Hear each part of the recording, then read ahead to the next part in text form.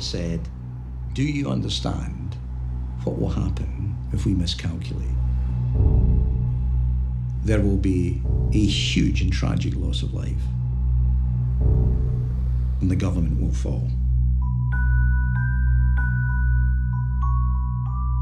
It is difficult to be one of the handful of people who understands what this threat is. What was frightening for me was the terrorists had a totally new way to conduct an attack. We realized they had figured out a way to smuggle liquid explosives on passenger airliners. Airports around the country are in chaos. This was an armed attack by an opposing enemy force. The short word for that is war. If this went wrong, you're talking about 2,000 lives in one night.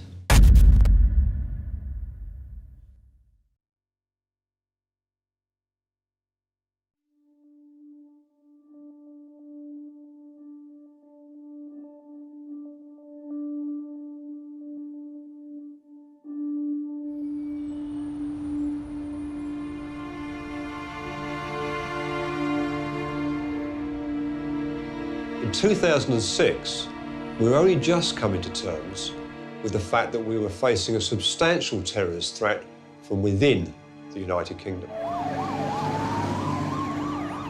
It'd only been a year since we'd seen the devastating attacks on the London transport system.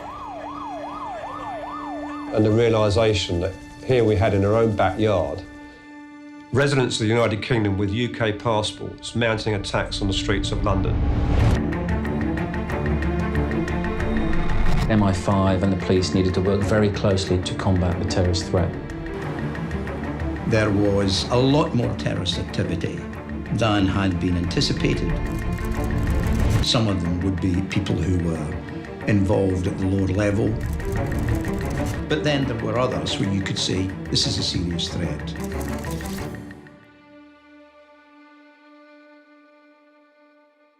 The first time I heard the name Ahmed Ali Khan was early in 2006, when he came in on the periphery of another investigation.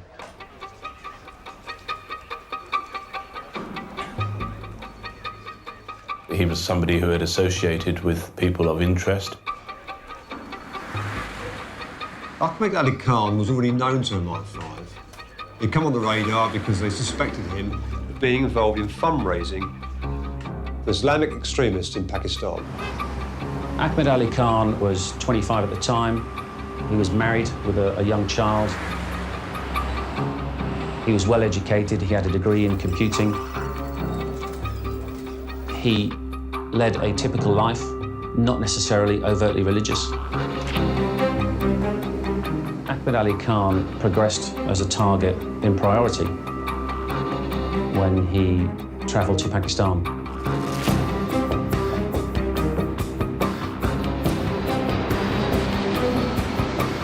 In several plots in the UK, what we have seen is people travelling to Pakistan to camps up in the tribal areas for training there.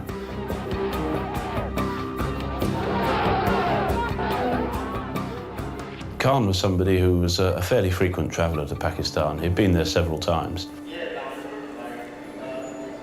We were indeed very suspicious about what he was up to.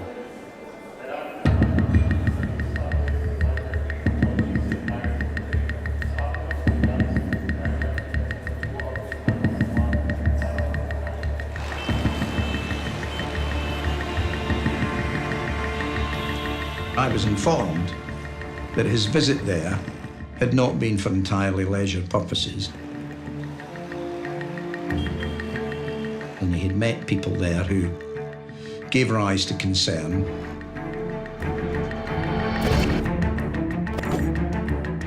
Rashid Rauf was British, originally from the West Midlands, and he fled Britain back in 2002 when he was wanted by the police for the murder of his own uncle. Most alarming to us, Rauf was suspected of having strong links within Al-Qaeda. Anyone who has contact personally with Rauf will be under suspicion of potentially being linked to terrorism. That was enough suspicion for us to give 24/7 surveillance against Ali.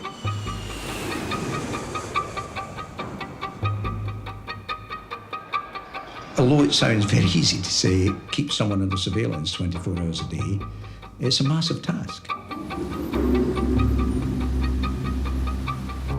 If you went onto the 16th floor at New Scotland Yard, there's a control room there. That surveillance operation, and the many others that are carrying on at the same time, are coordinated and orchestrated from that room.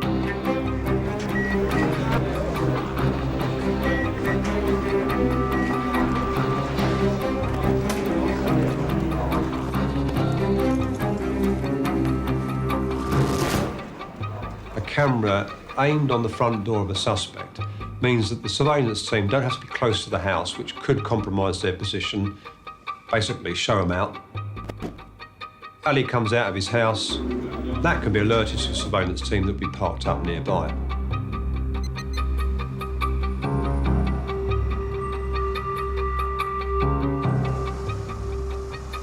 You need between 8 and 14 people on one surveillance tour of duty. What you want to try and do as best you can is get people with a profile that will just mix in with the general community. Why are you going to tell me 5 minutes if you know you're going to be longer? Innit? That's what I'm talking about. People who are subject to the investigation are given code names. In this case, Ali's name was Lion's Roar. I know I'm going to have to do something because I can't be having this, to be honest. Waiting outside in the cold and that. Tell your brother, please. Huh? Anyway, Lion Roar, just turning up Blackwood Street now.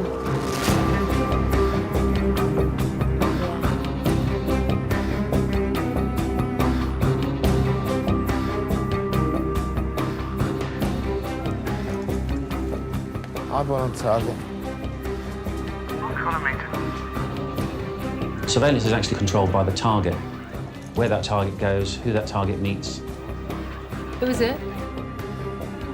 Unknown. Unknown. When an individual meets another individual, that person comes under assessment as to whether that's going to be a target of value. Grey team on standby. Me, I'm not having it no more. I'm not having it from him, really. They're moving. Opposite directions. Make him a target. Kilo 1, go after the unknown.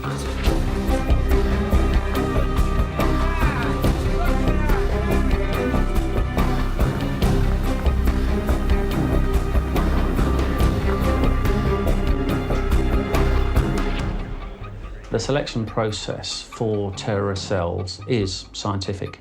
Ahmed Ali Khan was selected because he was articulate, he was intelligent, he was also charismatic. He could influence others, he could persuade others. Tanveer Hussain was a single man and a father, unemployed. We believe he was educated at university, but he played a pivotal role with Ahmed Ali Khan as his number 2. He was his lieutenant. Umar Islam was a convert. Originally, he had been a Rastafarian. He was slightly older than the others at 28. They were quite ordinary. They had families, they had responsibilities. Most of them didn't have criminal convictions. There wasn't anything different about these individuals from anyone else.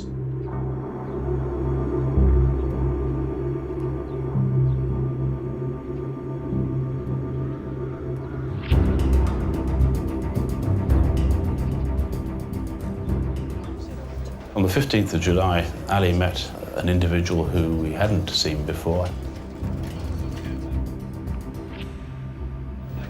They went into Lloyd Park in Walthamstow, then lay down on the grass facing each other.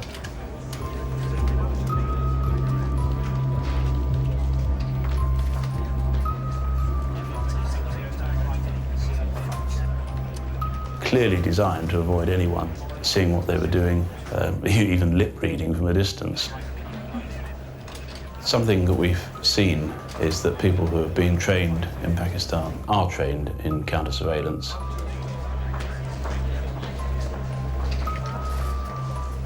It made us understand that actually these were highly trained terrorist professionals.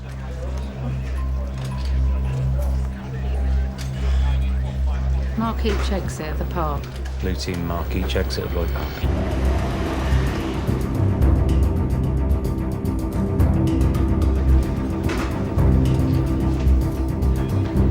Delta 2, Delta 3, stay on that unknown.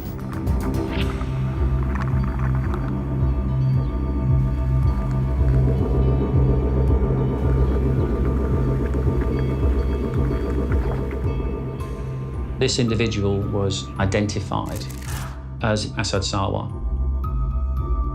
He lived in High Wycombe, where he was born. He lived with his parents. He was an unemployed postman, and he had dropped out of university. Asad Sarwar had only recently returned from a visit to Pakistan. We don't know precisely what he was doing when he was there, but in the context of this investigation, clearly sinister. We allocated him the codename Rich Food.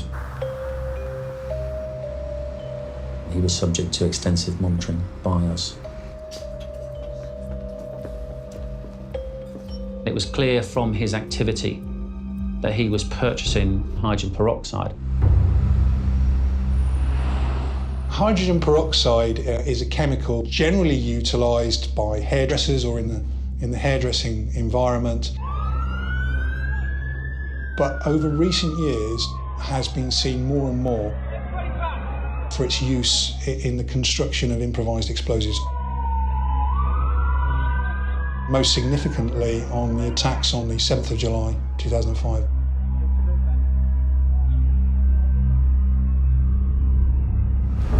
We assessed that Asad Sarwar was purchasing the hydrogen peroxide in order to make it into an explosive concentration. But at that stage, I was told that it was getting serious. We didn't know the plot. We didn't know what it was aimed at. We just knew something's on here.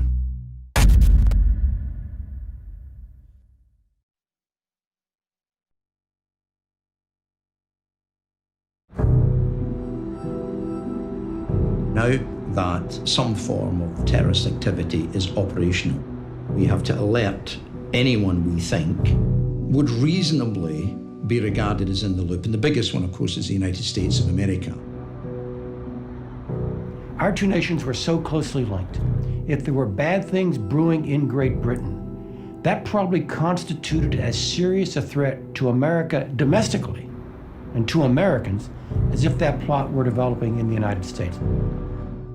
Not because we love the British so much, we do, but because the threat was so easily transferable. We saw the U.S. intelligence community offer its support to help the British. In what ways do you help? Well, that gets very classified in a hurry, but when you turn on the U.S. Big intelligence machine, it's pretty great.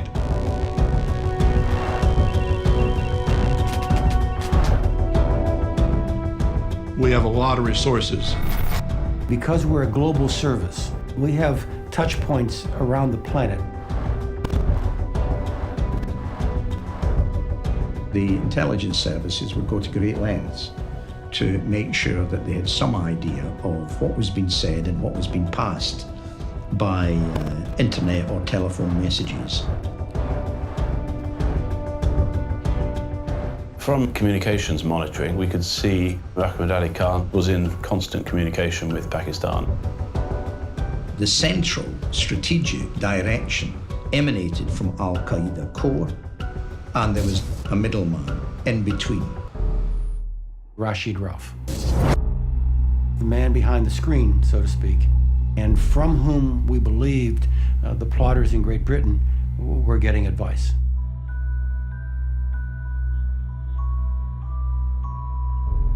The judgment was that there was a plot underway, that the materials for the bomb were being bought. What we still didn't know is What would the target be? Was it going to be an attack in public places, crowded places? We'd seen that before. If you look at Al-Qaeda's targeting list, it covers just about everything. Shopping centres, diplomatic premises, public buildings, public transport, any crowded place. Were we looking at a repeat of 7/7? Were we looking at explosives taken in a rucksack, attacking parts of London? That was part of our initial assessment. Actually, it was going to be far more sophisticated than that.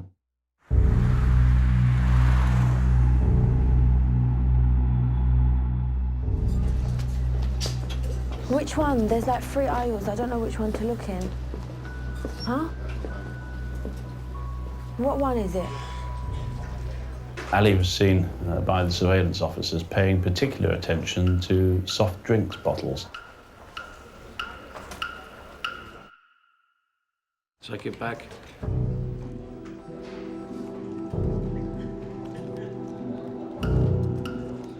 Especially, he was paying attention to the seal at the top of the bottle.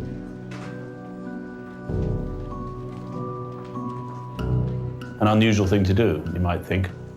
And certainly it caused us to think very carefully what on earth this could mean. He began tasking members of his cell to purchase equipment. They were seen on surveillance walking into pharmacies. Asad Sarwar looking at buying citric acid and stating to the shopkeeper that actually it was for his sister for cooking. Tanveer Hussain asking for syringes, and when asked which type, he said the large ones. Whilst we didn't know exactly what they were actually doing, it was clearly not normal activity.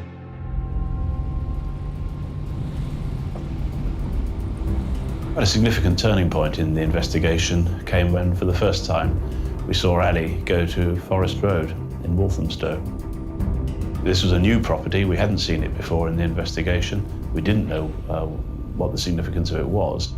But then over the time, we saw that several other members of the network were going there on a regular basis as well. Ahmed Ali Khan and Tanveer Hussain on one occasion left the address with a bag. They were monitored on their route to Lloyd Park, which was nearby. They had walked far enough away from their premises for them to believe that by dumping it in a bin in a park, that it couldn't be traced back to them.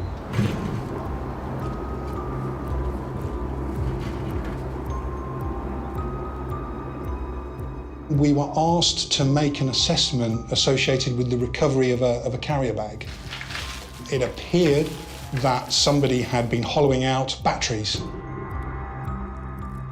Our assessment was they were involved in activity which could be leading to the construction of an improvised explosive device at that address. We didn't know what the device was, what it would look like. We can only make assessments based on what we see. We needed to get access to the flat, we needed to monitor the flat, we needed to control what was inside the flat and identify what they were doing.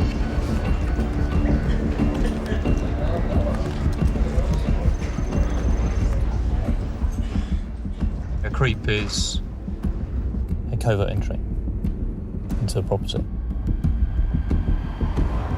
I was told that you're going to be assisting on this covert operation tonight. Can you assemble a team to assist and support?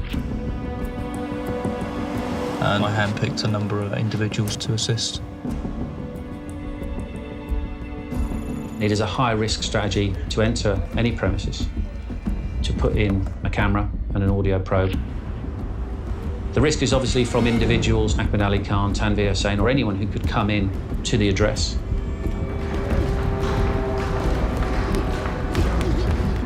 Clearly, the opportune time is having all of your targets under control and away from the premises. Richfield arrived home safely, contained and controlled. Brick buildings under control.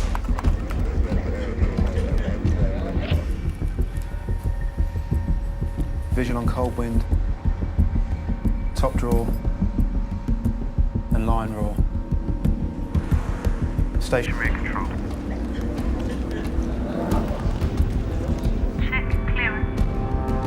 Clear. Clear. 105205, prepare to go mobile.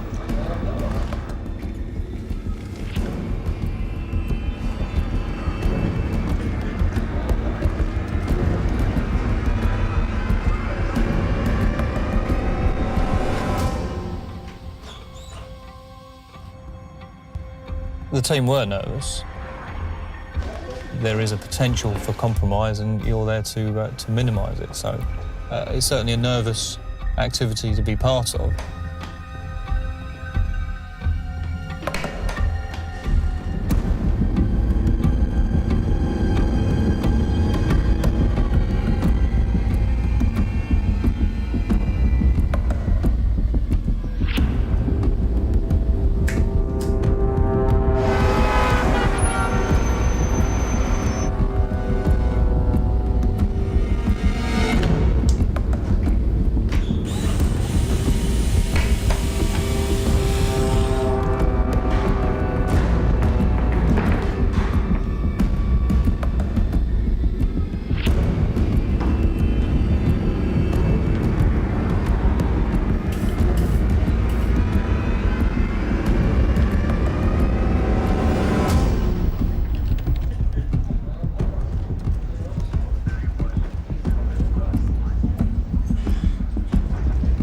Pedestrian approaching the corner of Forest Road and Whitman Street.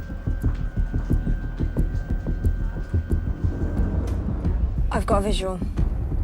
Dark jacket, cap. Who is it? Unknown.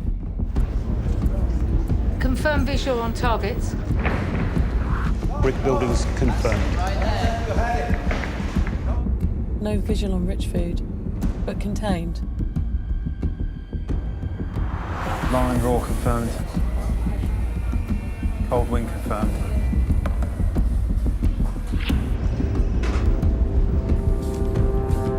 Confirm visual on top drawer. I've lost vision on top drawer. Unknown turning into Forest Road towards the direction of the flat.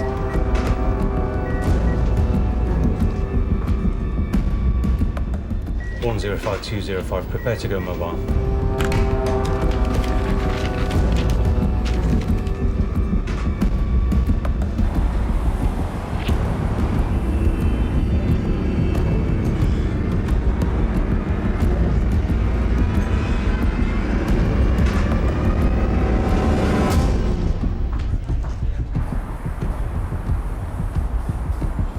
Top drawer confirmed. Control.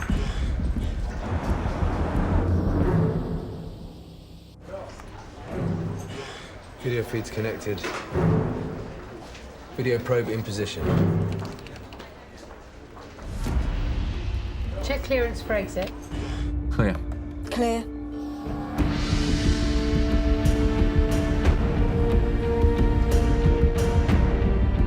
Once I knew that the deployment had been successful, then the pressure was off. But the significance of the operation was only known once the creep was complete.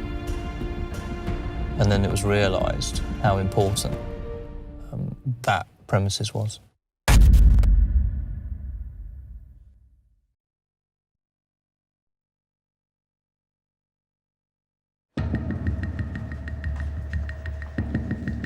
I happened to be in the ops room and was aware that the probe material was being piped into that ops room. There was a degree of excitement. They had two of their subjects in clear picture, standing over a large bin in the middle of that room. We were beginning to discover what they were doing with these bottles.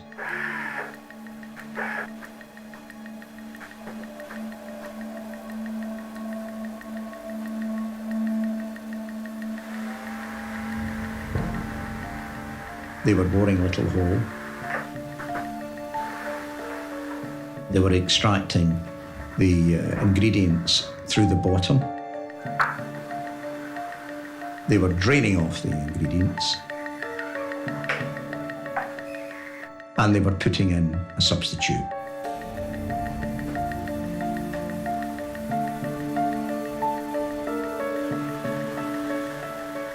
Extremely clever. Extremely simple and extremely clever. That was the first time, as I was aware, that we knew that that was the method that the terrorists were going to use, and the explosives were going to be injected into those bottles.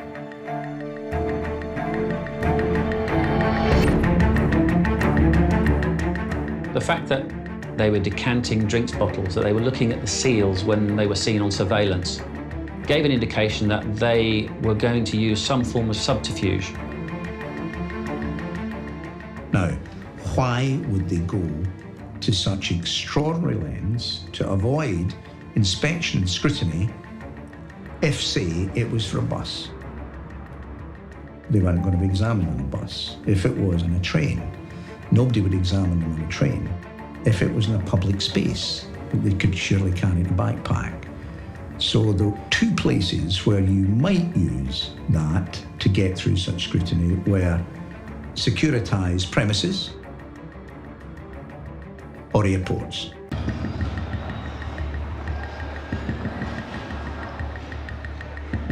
We had never come across the use of a liquid explosive disguised as a drinks bottle. But from the scientific testing, it's quite clear that it would have been viable and created devastation.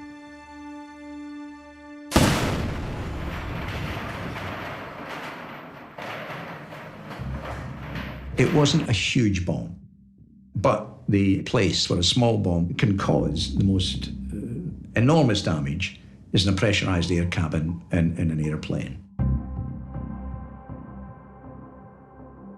Very much like popping a balloon, you're using the pressure inside to actually explode outwards.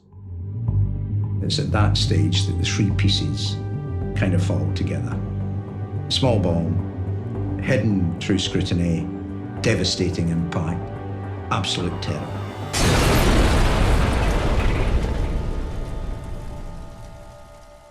I received a call from the chief of operations of the CIA's Counterterrorism Center.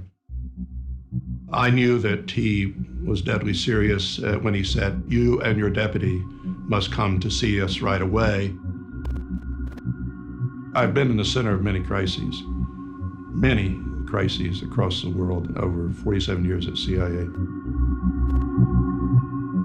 But when I went to talk to the chief of ops, my hair literally stood up on end.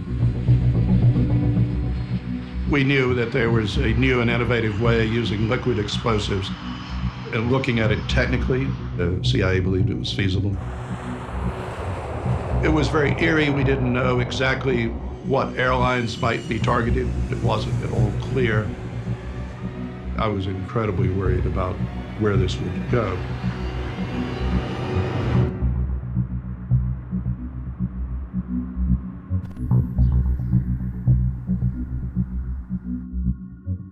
Most popular places for people, British holidays that people are going on the walk.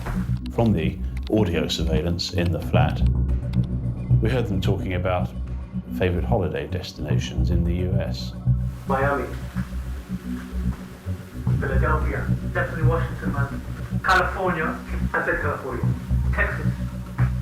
We believed this was the first indication of where they were going to undertake an attack. California, beaches in Los Angeles. Of all the plots that we have investigated in the UK, this was becoming the most significant. The United Kingdom was going to be used as a launch pad for a direct attack on the United States. And I got a telephone call from my office on a secure telephone, because I always carried a secure phone, telling me that a particular thread of intelligence being followed by the British authorities had all of a sudden spiked. As soon as I got that briefing, I was in contact with President Bush. From the very beginning, after September 11th, President Bush told everybody, don't let this happen again. And that was, I think, at the forefront of his mind. I felt very emotional. You really do worry after September the 11th. The beautiful Tuesday morning, 11 September 2001, which will always be looked upon by me as where, I did not contribute to the level I should have against al-Qaeda core leadership. And we underestimated their capacities for international strike. Never again will we ever underestimate our adversaries. Because I was the director of the Central Intelligence Agency in a nation at war against terrorism, my moral, legal, professional responsibility was to make sure this never happened again.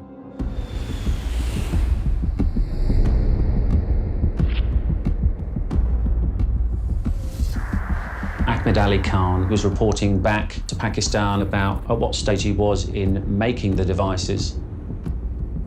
He sent a text and it basically said that the bat and the bottles are ready, only need the juice. Now the bat was his phrase for the batteries. Clearly the bottles were the drink bottles. But what he needed was the juice, which was the hydrogen peroxide.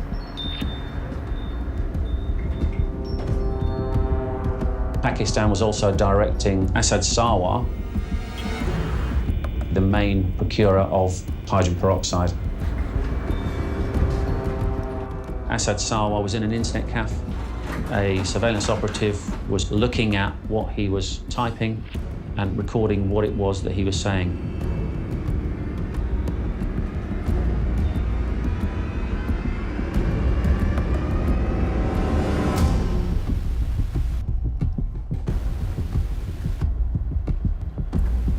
Asad Sarwar was contacting most of the hydrogen peroxide suppliers in the country. Quite a lot of the communication was in a very simple form of coded speech. Just talking about Calvin Klein aftershave, for instance, when clearly he's referring to hydrogen peroxide. We knew the hydrogen peroxide was all at High Wycombe with Asad Sarwar. He was the quartermaster, if you like, a central figure in this plot.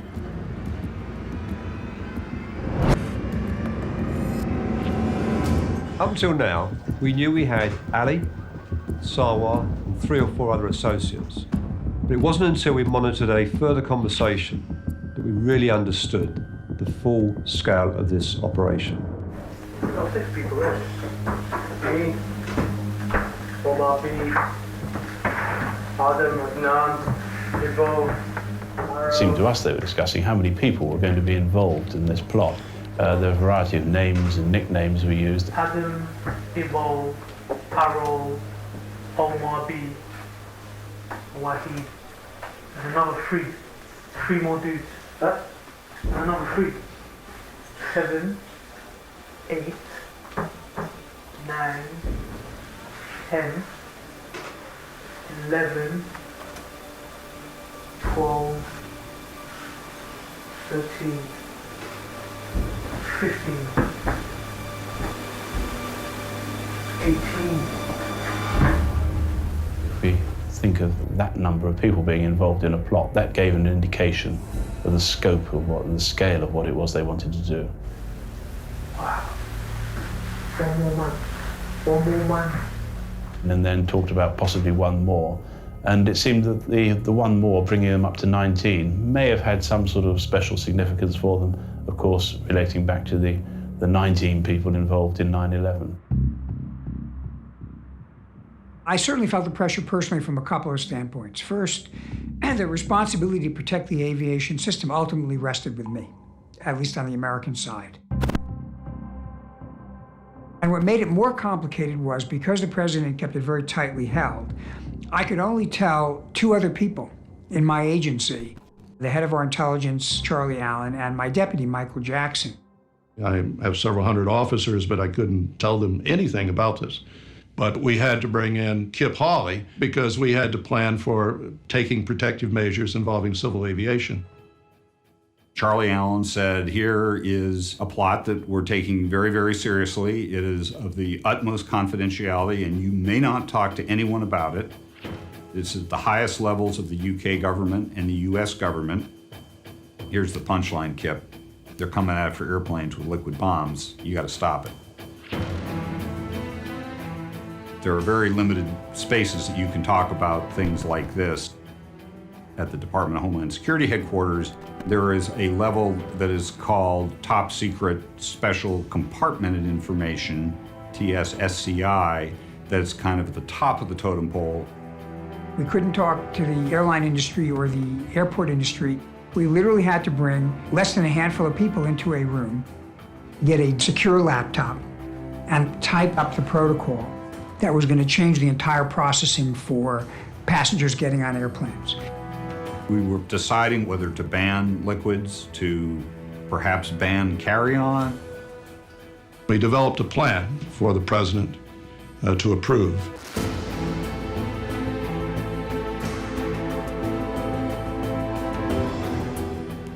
The president was out of town, but we have the capability of doing video teleconferencing that's secure. The president set the tone, which was intense but not uptight. Occasionally, maybe a joke about one of the individuals. As President Bush would say, this was not our first rodeo. We'd been through plots before. Everybody understood what our responsibility was. There was a great deal of concern that nothing happened that might in any way tip off the plotters and accelerate the plot. We would initiate these new measures when the British authorities were ready to arrest the plotters in the United Kingdom.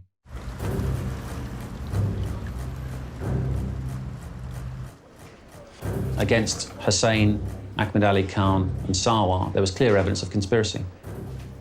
The difficulty we had is that there were others involved. They had discussed 18 individuals. What we wanted to do was to allow the operation to run to such an extent that we could identify who those individuals were. So it was important that the operation ran. 18. I remember being briefed by MI5, and they told me, we know this is a big plot, but we do not believe yet we have the threshold of evidence to convict these people, and we would like to wait. It's at this point that I face a dreadful dilemma with a very profound judgment to be made, and it simply is this, that if you go in too early, then it is highly likely that you will not have the threshold of evidence to convict people who may be released and may try this again. If, on the other hand, you wait to get the evidence necessary to reach that threshold of charge and conviction, the greater the risk that they will actually embark on an awful act of terrorism. So that judgment is hugely difficult to make. I can remember thinking about it, and I believe I'm recorded as saying, do you understand what will happen if we miscalculate? There will be a huge and tragic loss of life. And there will be the tragic loss of your job, my job, and the government will fall. Now, go on and do it. I gave the instruction to proceed and take no time, under no illusions about what would happen if we got this wrong.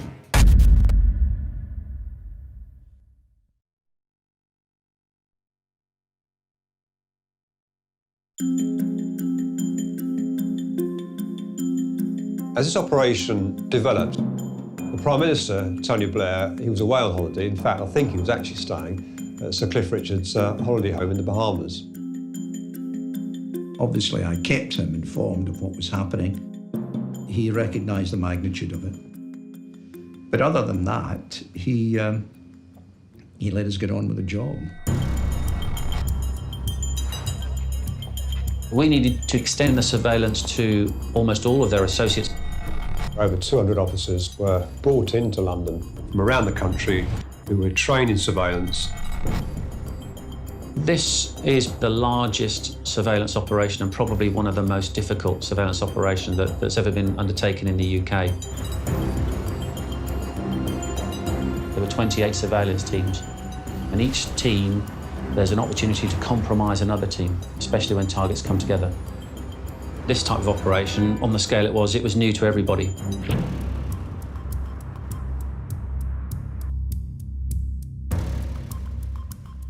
As more and more information got accumulated and the outlines of the plan got clearer, I was in regular contact with John Reed. I already knew Michael Chertoff. I had a great admiration for him.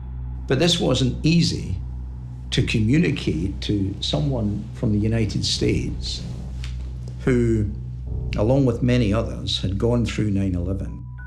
We know this is a big plot. We know there's grave danger, but we need a little more time. John told me the British police operate under evidential constraints. It's not enough to get information. You have to have information you can act upon.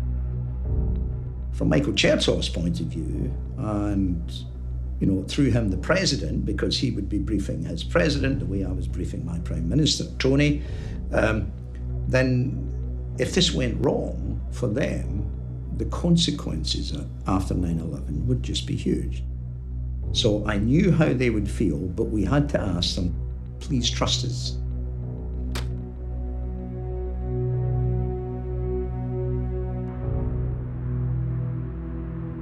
We were sensitive to the concerns of our British partners. The contention we had was not what this was about, not that it was no contention with regard to its seriousness, but simply a dispute. That's probably a fair enough word, but between friends. How long do you let it run before you disrupt it? As far as we were concerned, we'd let it run for as long as we reasonably could. But letting it run has a hidden assumption. And the assumption is that you know enough about it, that you know enough about all the players, that there isn't some element of this plot that's actually ahead of the other elements. John, he gave me assurance we know where everybody is. I remember the tenor of the discussion. Have you covered this angle? What do you think of that? Are you sure you know everybody who's involved in it? Are you confident you can do this? I had a lot of faith in the British government, British officials, but they're human as we are as well, and there's no guarantee that you're capturing everything. It's all very well sitting over in America saying, why don't you go and arrest them? But if we take them into custody too early, and there is nothing to charge them with, and we release them, that releases back into the community a danger. That, certainly I remember, created a tension between us. That tension existed. And as we moved into August, the tension became pretty high.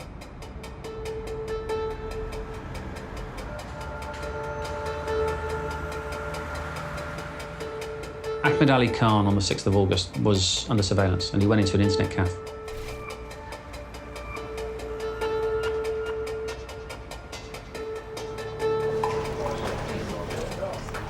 A surveillance operative entered the internet cafe. Lima 1's got a visual online roll.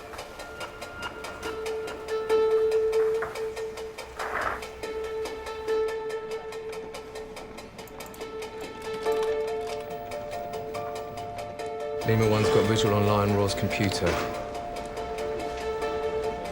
Who's he contacting? Can you see who he's emailing Lima 1?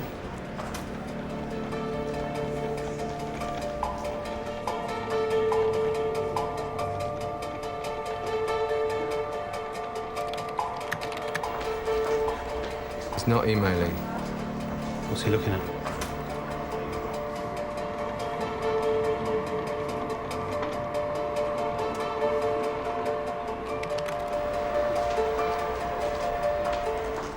Flight times.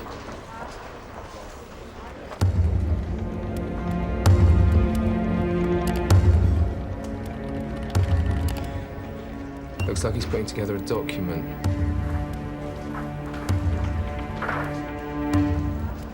Line Raw's on his way out. Do you want Lima 1 to target? No, get on that computer.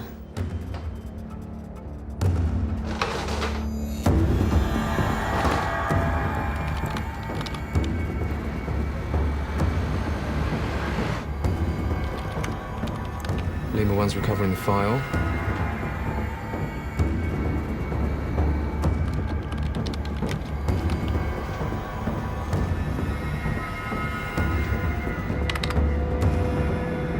Got it.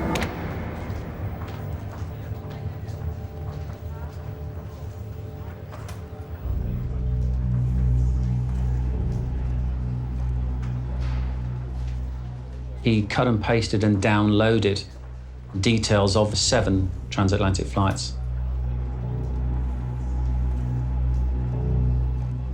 It's at that stage that we begin to realise exactly what's at stake here, and this is very big. It subsequently became clear when it was looked at that these were flights all leaving at or around the same time, so that actually they would all be in the air at the same time. They would be brought down when they were ducks in a row over the Atlantic, when the last one had left Britain over the sea, but the first one in the queue had not yet reached land in the United States. The idea was to do it far enough out over the ocean so that if the word got out that a plane had been blown up, the other planes would not have time to get back to safety. If it was 7 airliners, you're talking about 2,000 lives.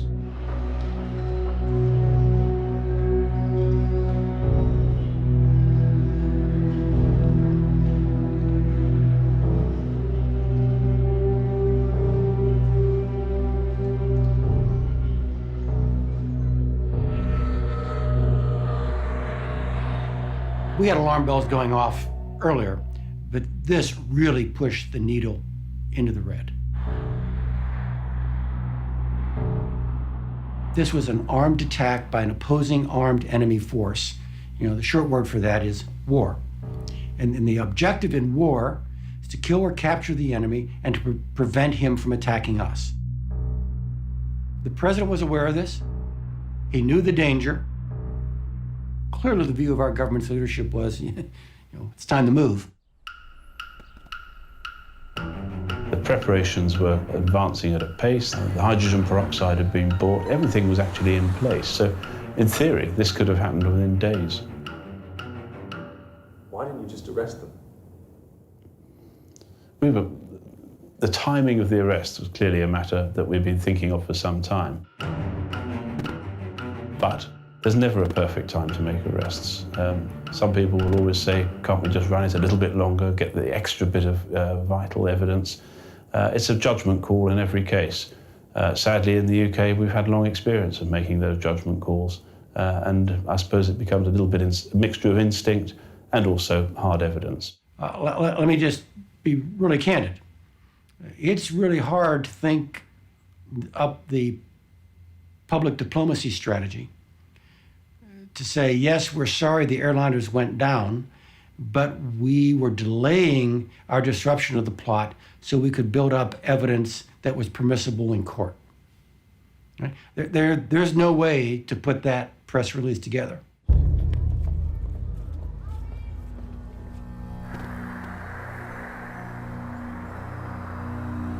I think probably if I were to say that this one was a significant operation, she might have been finding herself to do that. Umar Islam had conversations with Ahmed Ali Khan inside the bomb factory. What about the baby? What that? Well, obviously she's got the baby, but that's all. And the conversation from the probe, as I interpret it, looked as though they were talking about taking their wife and child on the flight. Maybe, I don't know, man, maybe she'd take them with her. Maybe, you know what I mean? I know her brother wanted to do that. And clearly that's a chilling thing to hear, that individuals are willing to take their children and their wife on a flight that they intend to destroy.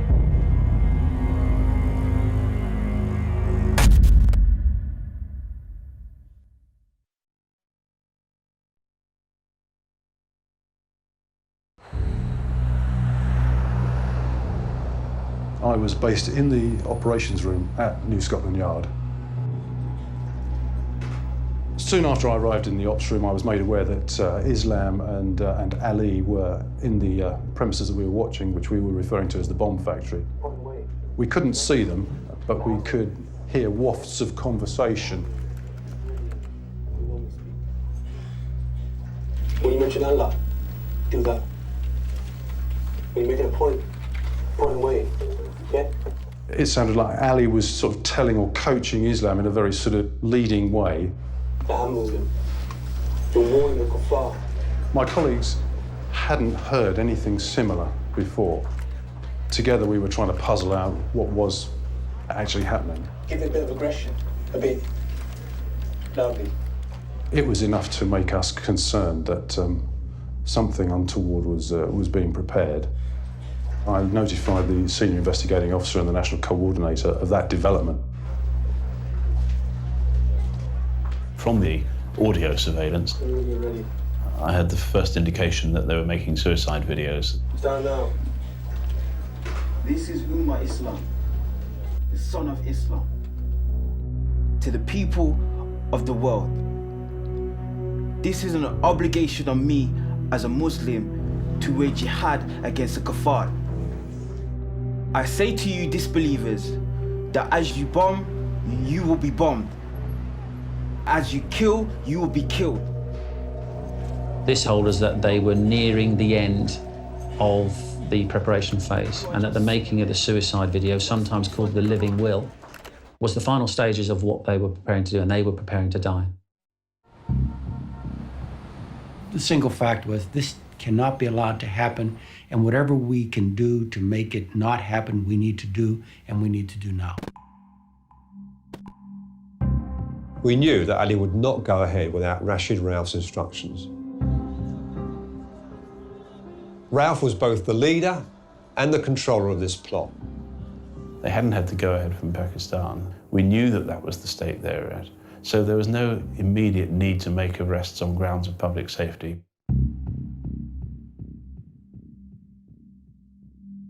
We were at the beginning of the week, and we decided to plan for the arrest on the Friday. There was such a strong connection between Ali and Rauf. If Ali got arrested first, then the likelihood is that Rauf would flee. If Rauf was apprehended first, then there was the threat that Ali could flee and also destroy evidence. So it was really important that we had control over both these events and that they were carefully synchronised.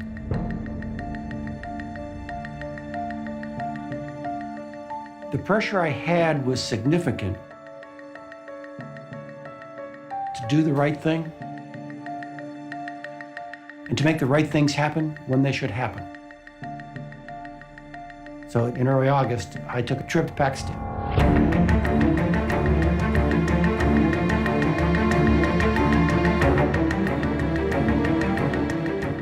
And this plot was the subject of conversation between me and our Pakistani counterparts as well.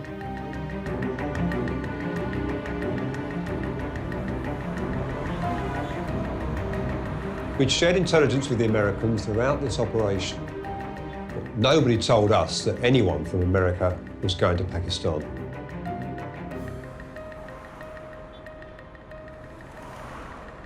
So I go to Pakistan, it's a natural thing. Pakistanis are a good partner. They've assisted us on a regular basis. As we get into the room and I speak to my counterpart, Ashfaq Kayani, the head of ISI, we narrow it down from how are you and get acquainted to the terrorism threat, to threats to the West, to Rashid Rauf.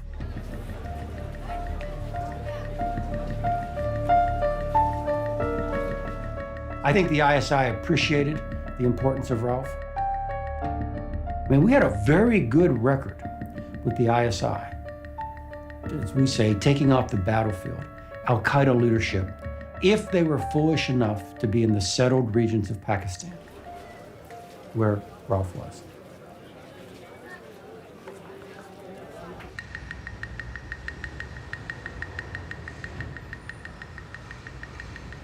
I hadn't had a day or night off because of this for a few nights. And in the Wednesday night, I had a 3-hour interlude which I was hugely looking forward to, where my beloved Glasgow Celtic was playing Chelsea in London.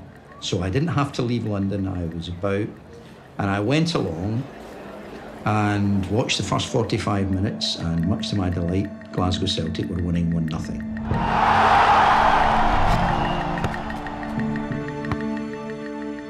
Just before half-time, I got a call that said, "You may need to come back to the office." 10 minutes later, a very urgent call saying, "We are almost certain you'll need to come back. We've sent cars for you." And 5 minutes later, I was told in no uncertain terms, "You now have to leave." And we went through London at a pace that I had never gone before and never really want to again.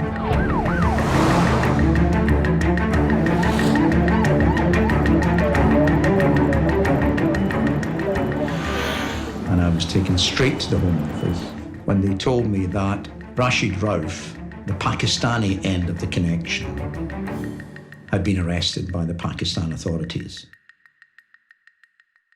Rauf was arrested while I was in Pakistan. Right? I am not claiming, I will not claim cause and effect. I made no demands, but it is a fact that Rashid Rauf was arrested while I was visiting my Pakistani counterpart. And I know as a fact that the arrest of Rauf could be viewed as, how would you want to put it, an accelerant to actions that would have to be taken in Great Britain. I discovered that Rauf had been arrested at about 8 o'clock on the evening of August the 9th, and I was actually in my office at Scotland Yard when I heard that. Not particularly welcome news. It was quickly realised that this could compromise our operation. From a personal point of view, I believe that's a breaking of the trust that we had between America and ourselves. This wasn't a case of the Americans trying to get the Pakistanis to do something for the express purpose of leveraging or blackmailing our British partners. It happened that way. And as I said before, I wasn't unhappy. If Ali, Sawa, or any of the others got to hear that Rauf had been arrested in Pakistan, we don't know what their reaction would have been. They could flee, or they could equally detonate their bombs here in the UK before they get arrested. There was now a critical national emergency. Ahmed Ali Khan was sitting in an internet cafe waiting for a communication from Rashid Rauf in Pakistan. We realised we probably had a shelf life of 2 or 3 hours before this started to disintegrate.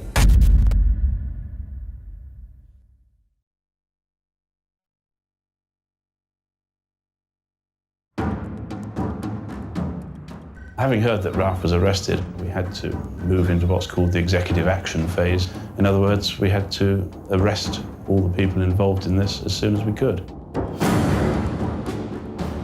The day we were told that the arrests were going to occur, the fear was that those people would immediately go to the airport, get on planes, and try to at least salvage some of the plot.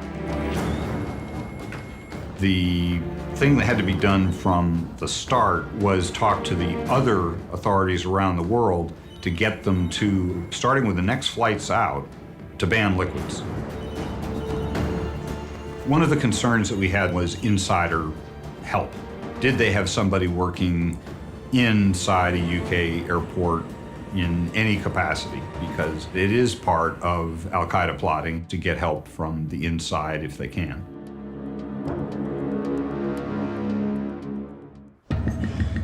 I had a phone call from the DI to say, don't go home. Suddenly, we needed to bring what was a plan being formulated to the fore.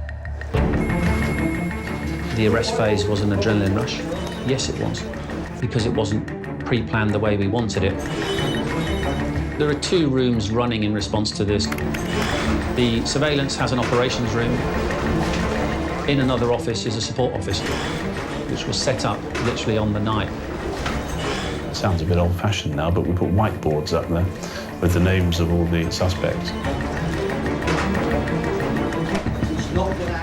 We needed to get everybody who was available to the yard as quickly as possible. Over 300 officers came into Scotland Yard within 2 hours. It was too busy to think about stress. There's too much to be done. I was in the operations room.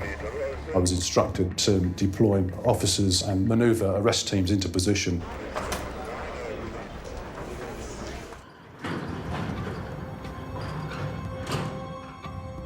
The surveillance team leader that was covering Sarwar was reporting that Sarwar was in his car and moving towards London.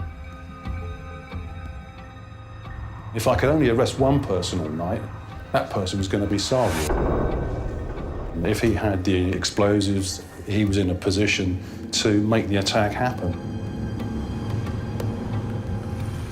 If I could take him out of the game, then maybe their operation won't work at all. John was available, so I deployed John to arrest Sarwar. Because of the urgency of the situation, I was told that the next two people that walked in through the door, I was to take them up and link in with the surveillance team leader who was following SSR.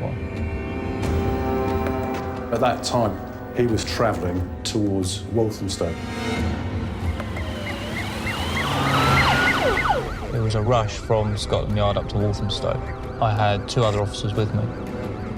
There was a lot of pressure on all of us because there was a lot of radio traffic, a lot of communications, a lot of phones ringing all the time. I was in constant contact with the surveillance team leader. Richford is turning left into Walthamstow Town Hall car park. Walthamstow Town Hall. Car park has two entrances, one on Chingford Road, another on Forest Road. The fact that Sarwar had travelled from Thames Valley area to East London meant that something significant was going to happen.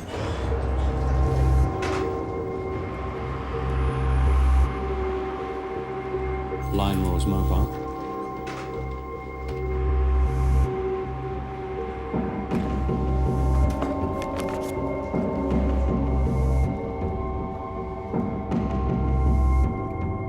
Lion Roar is turning left into Chandler's Road. I think he's headed for the town hall.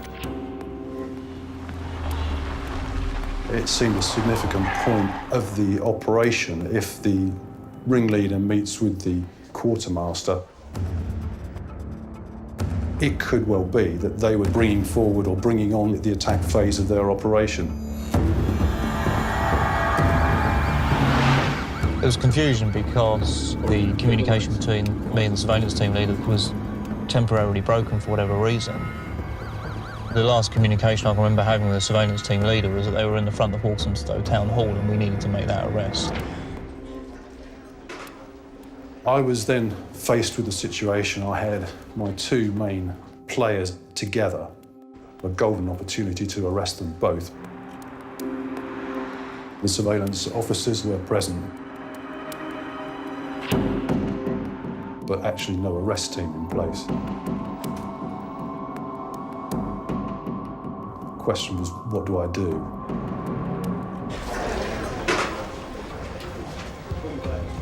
The coming together of Ahmed Ali Khan and Sarwar was a major event. I walked down to the operations room and instructed that those individuals should be arrested straight away. Walk up, hands on.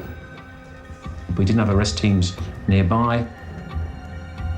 The decision was made to send in the surveillance teams to undertake the arrest, which is something we never do, but in these circumstances, it was critical. Walk up, hands on.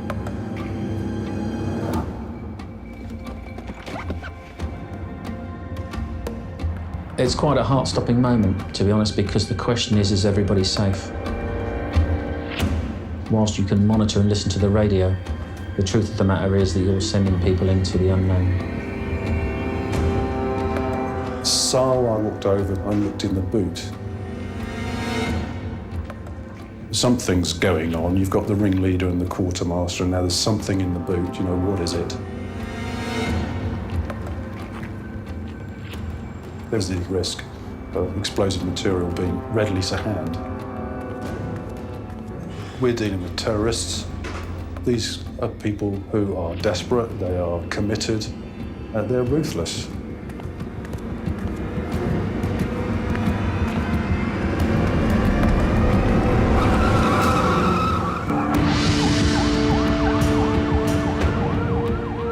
When we arrived, the surveillance officers had actually stepped out from the shadows. We got out of the car very quickly, ran up towards Sowell, grabbed hold of him, turned him over, and then told him exactly who we were and the reason for his arrest.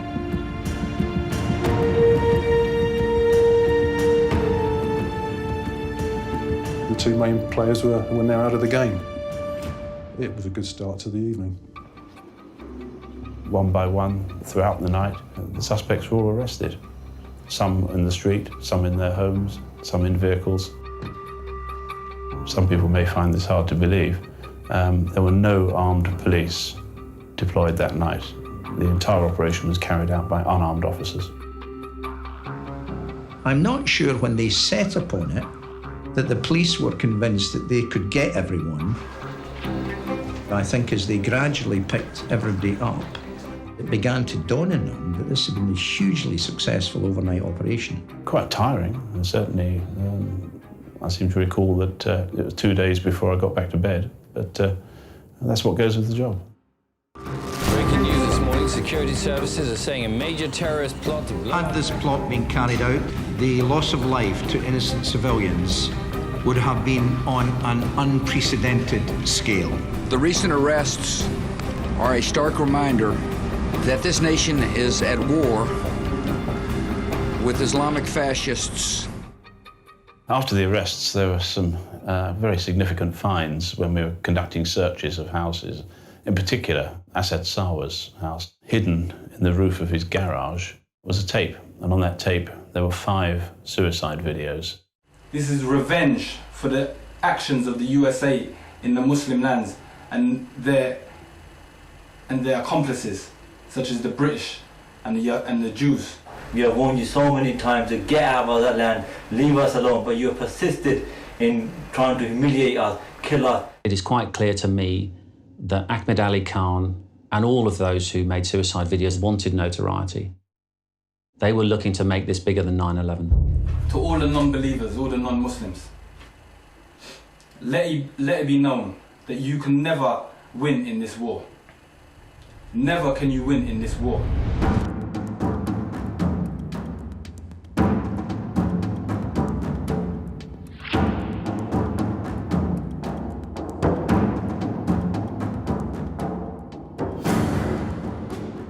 We've now gone through a series of trials, producing a massive amount of evidence, and as a result of that, a number of individuals have been convicted of terrorist offences. I am satisfied that the security service and the police have saved thousands of lives, and they have prevented a mass disaster that would have changed the world.